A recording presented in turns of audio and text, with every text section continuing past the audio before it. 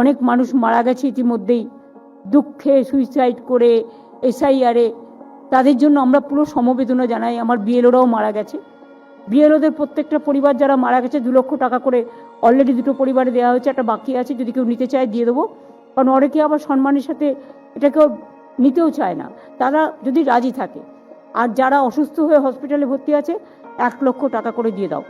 আর একটা হচ্ছে এসআইআরে যারা মারা গেছে, আইদার সুইসাইড অর ট্রমায় অর এখনও স্ট্রোকে ভর্তি আছে।